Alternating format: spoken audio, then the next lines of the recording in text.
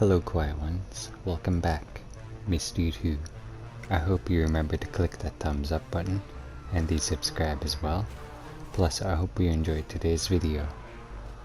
And remember, the link will be in the description.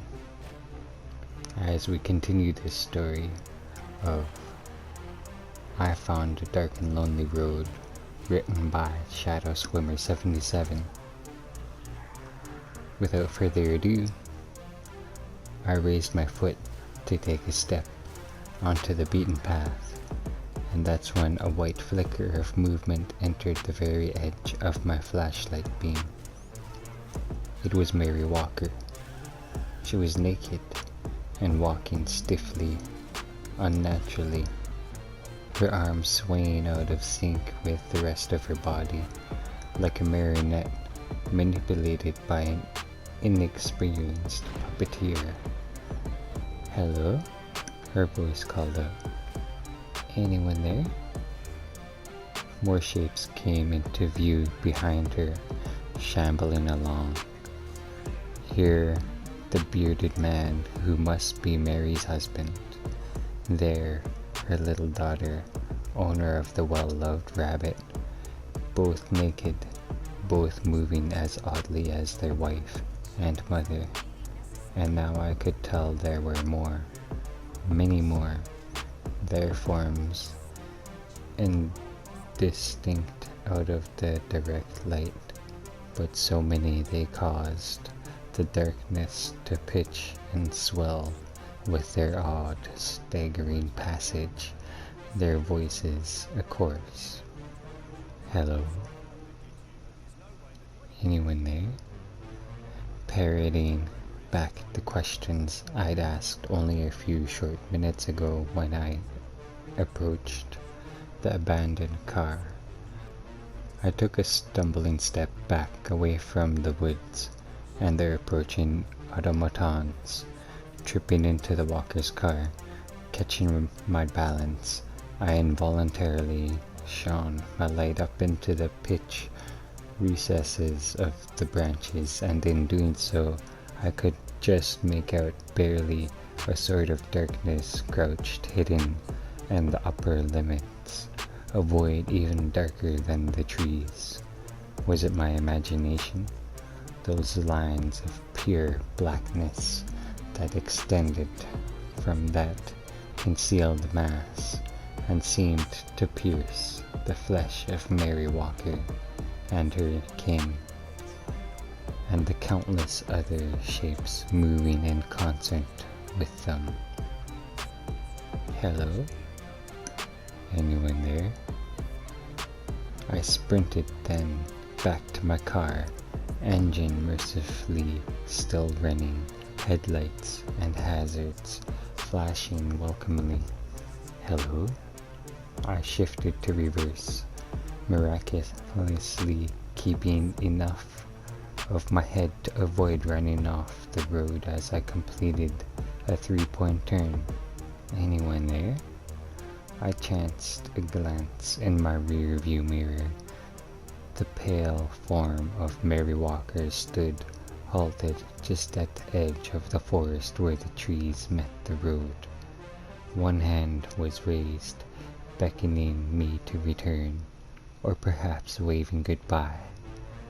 Her face a mask of confused sadness. I pressed the gas and drove back the way I came. I did not look back again. The rest of the trip was a fog.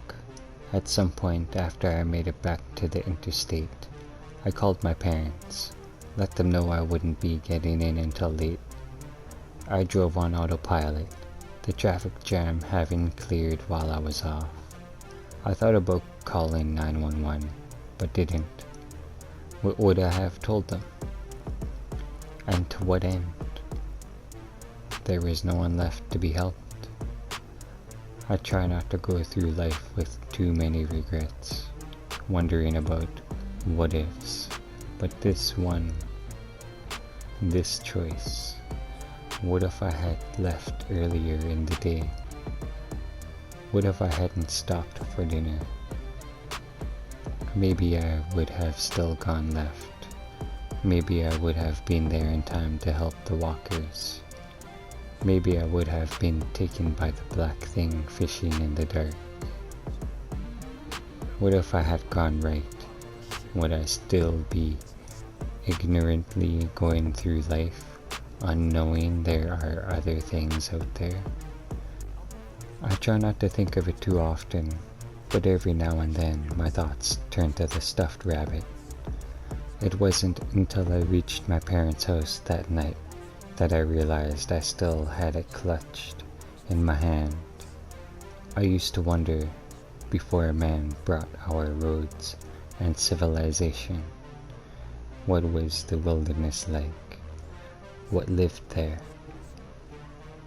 I don't wonder anymore. I can't afford to, at least if I don't want to wake up screaming.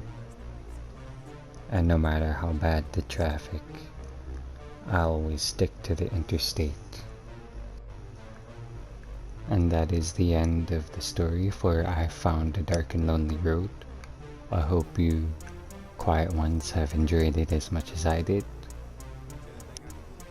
because I do have other stories in mind, written by Shadow Swimmer 77. One of them's One Last Drink. Here's a little preview, and just a little disclaimer, there is some foul language in it. Frank slouched happily on his bar stool, riding the best buzz of his life. Joe sat next to him, nervously scanning the room. Holy shit, Joey. Just holy shit. There was something in that last one. Don't know what it was, but woo! Mama, I gotta get me another one of those. It was Saturday night, and the bar was crowded with 20 and 30 somethings. A dull roar of conversation filling the air as they joked and flirted. Despite this, Frank was being loud enough to draw some annoyed glares from the patrons closest to where they were sitting. Joe gave the cute blonde next to him an apologetic smile, and she rolled her eyes before turning back to the Clint Eastwood lookalike, currently chatting her up. Joe swallowed hard. And the next one is called The Lonely Stars. Houston, come in. This is UN Space Station, Libra. Come in, Houston. No reply, just like every other time. I throw the receiver in disgust, the weightless environment causing it to float mockingly in front of my face at the end of its retention strap. I'm bathed in the soft red glow of emergency lights that serve to illuminate every inch of my teeny cell. I take a deep breath to calm my nerves before returning to fiddle at the maintenance panel. I've been in here for 2 weeks now. Libra was designed as the successor to the International Space Station. Typically there is a minimum of 2 crew on board at any one time. I was supposed to be out of here 3 weeks ago with the British and Chinese astronauts who came up with me, but unfortunately the replacements had some mechanical complications, and then nasty weather delayed the Moscow launch another week. Even so, they should have been here days ago.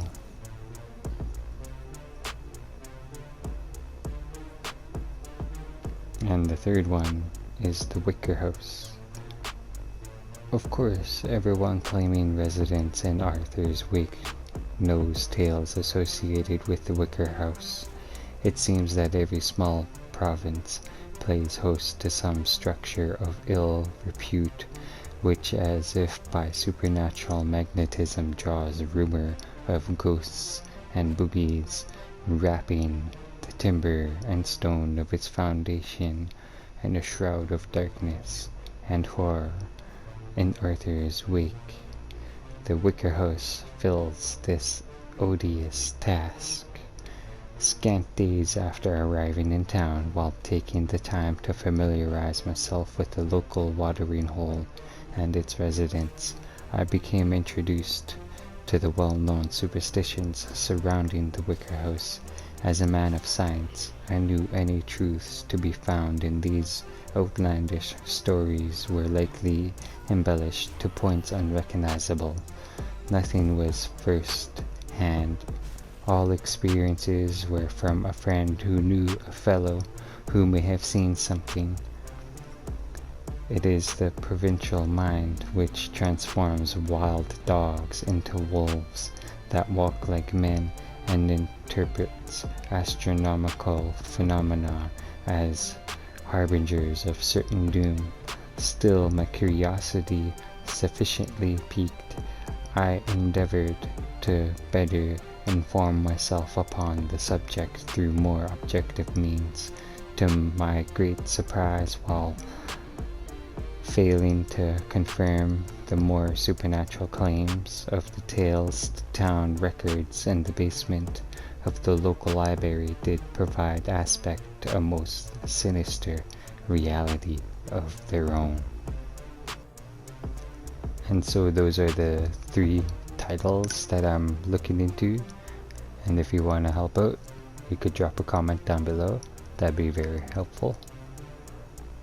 And I hope you enjoyed this story of I found a dark and lonely road.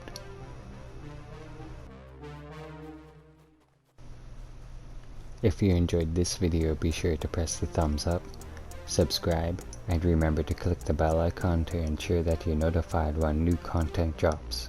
Until my next video, thank you for watching, and hope you enjoy the rest of your day. Take care, quiet ones.